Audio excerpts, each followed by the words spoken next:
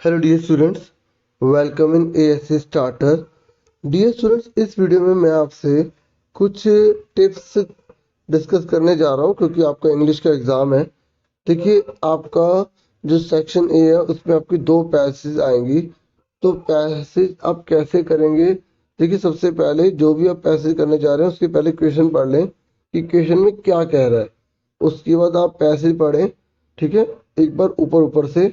फिर उसके बाद एक क्वेश्चन पढ़ें, उसके उसके आंसर को लोकेट करें, ढूंढें, ठीक है। फिर ऐसे करें और सच पाने का जल्दी हो जाएगा, क्योंकि बच्चे सोचते हैं कि हम पहले पढ़ें या इस तरीके से टाइम ज़्यादा लग जाएगा, उतना ही लग जाता है, ठीक है। और आप अपने टाइम को मैनेज कर दीजिए, डिवाइड कर दीजिए किस में कितना कितना टाइम अभी देना चाहिए, ठीक है।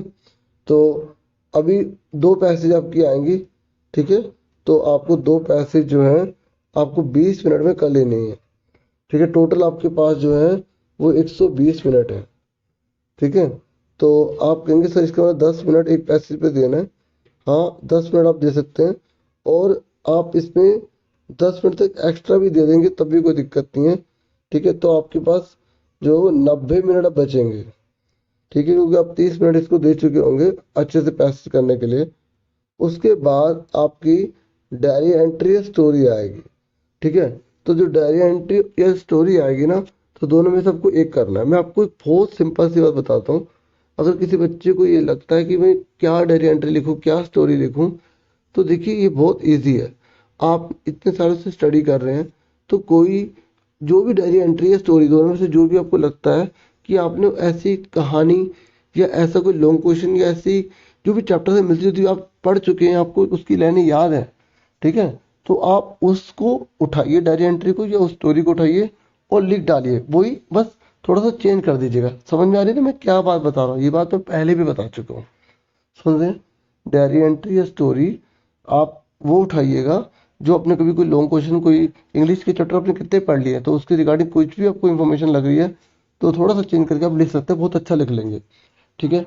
तो इस पर जो है आप 10 मिनट दीजिएगा, इससे ज़्यादा ना दीजिएगा। अब आपके बचे 80 मिनट, ठीक है। और अगर आप चाहें तो इसमें 5 मिनट और दे सकते हैं, 15, ठीक है। तो मतलब ये होता है कि पेपर थोड़ा सा पूरे पूरे टाइम पर होता है अगर हम थोड़ा उसमें टाइम और डिवाइड कर देते हैं, ठीक है। तो हमारे 75 मिनट जो है अब हमारे पास बच गए हैं। उसके बाद हमारी जो है वो ग्रामर आएगी, जिसमें 5 नंबर की ग्रामर है, ठीक है। तो एडिटिंग और जो है नरेशन आएगी या सब्जेक्ट वर्ब कंकर्ड आएंगे, ठीक है। तो एडिटिंग के अंदर आपको इस बात का ध्यान में रखना है कि वो किसके ऊपर है, ठीक है। पास्ट में है, प्रेजेंट में, तो उसको आप ध्यान रखेंगे। आपको देखो, एडिटिंग का मतलब ये है कि आपको ग्रामर के सारे रूल पता होने चाहिए, तभी आप उसे अच्छे से कर पाएंगे। लेकिन कोई बात नहीं, जितना हो सके अपनी तरफ से बेस्ट कीजिए। जैसे उसमें आप आर्टिकल्स को ध्यान रखिए, ठीक है। उसमें आप जो है जो डिटर्मिनर्स होते हैं, ठीक है, जैसे दो वर्ब लिखी हुई हैं, तो दो वर्ब के बीच में अगर टू लगता है और टू जहाँ लगा होता है तो उसके बाद वाली जो वर्ब होती है उसकी वर्ब की फर्स्ट फॉर्म आती है, ठीक है। इस चीज़ों को आपको थोड़ी थोड़ी चीज़ें आपको ध्यान में होनी चाहिए, क्योंकि इसका कोई फिक्स रूल नहीं होता। बाकी आपको मैं जो ये जो एडिटिंग है ये दिखा रहा हूँ, इनके ना कुछ और भी दिखा देता हूँ, ठीक है। आप ये सारी की सारी इसमें से प्रैक्टिस कर सकते हैं, और इनके आंसर्स भी मैं आपको दिखा देता हूँ। आप इसको पढ़ लेना, क्योंकि देखो ये जो दिखा रहा हूँ ना, इसमें से बहुत से जो है ना एग्जाम में रिपीट हो चुके हैं, ठीक है। तो आप इनको इस एक तरह से पढ़ लेना, ठीक है, ठीक है। और ये सारे के सारे आंसर हैं, ओके। और ये है सब। पहले आप खुद ट्राई करना, फिर अपने आंसर मैच करना, ठीक है, कि आप कितना सही करते हैं, ठीक है। समझ रहे ना मेरी बात? तो उसके बाद देखो, नरेशन की बात अगर हम करें तो नरेशन में एक मिनट पहले ये जैसे फर्स्ट ये सेकंड ये थर्ड था ना, ठीक है।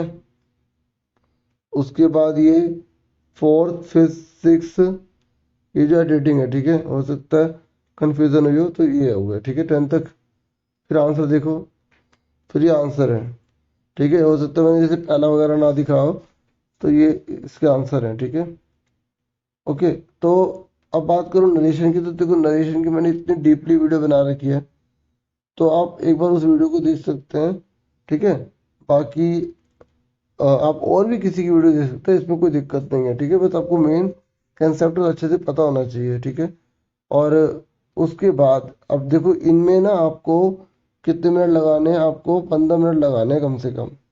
ठीक है, तो 75 मिनट हमारे पास बचे थे, तो हमने 15 इसमें से लेस कर दिए, तो हमारे पास जो है वो 60 बचे। अब 5 मिनट और आप लगा सकते हैं, 55 मिनट बचेंगे हमारे पास बचेंगे। ठीक है, अगर हम इसमें 5 मिनट और एक्स्ट्रा देते हैं कई बार टाइम लग जाता है।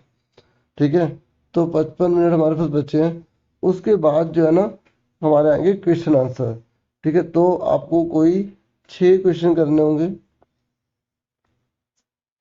तो जो 6 क्वेश्चन होंगे, ठीक है, तो उसमें कोई भी क्वेश्चन आ सकता है।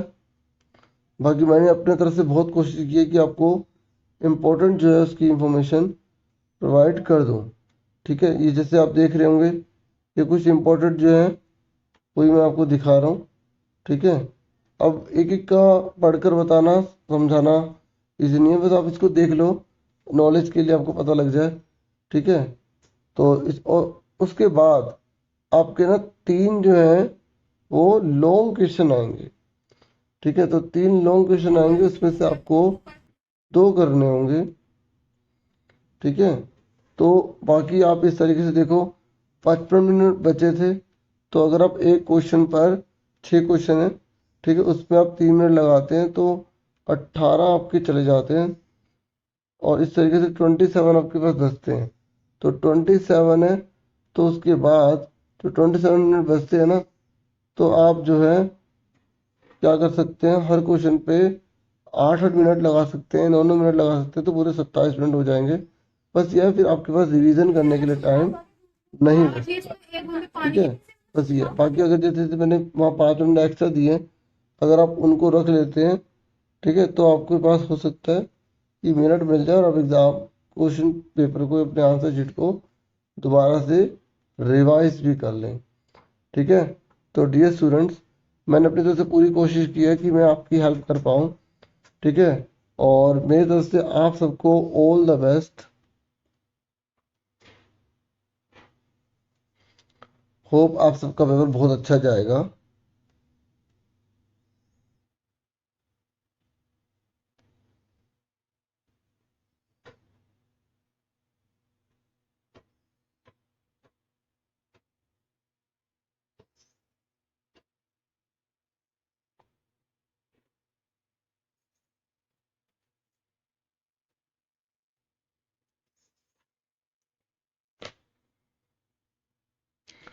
बाकी देखिए मैंने बहुत सारी वीडियोस बना दी थी, ठीक है, क्वेश्चन से संबंधित, जो क्वेश्चन शॉर्ट है वगैरह वगैरह। ठीक है, दिखा रहा हूँ, आप देख सकते हैं कौन कौन से आपको अच्छे से आते हैं, और अच्छे से आना भी चाहिए आपको। नो मैन और फॉरेन है ना, ये पोएम आपकी 3 पोएम आ रही है ना, नो मैन और फॉरेन, और ऑन किलिंग ए ट्री, और स्नेक ट्राइंग। ठीक है, तो इन तीनों के ना एक बार मैसेज भी पढ़ लेना कि ये हमें क्या शिक्षा देते हैं, या सेंट्रल आइडिया क्या है इसका। Thank you for watching and listening carefully. Take care yourself dear students.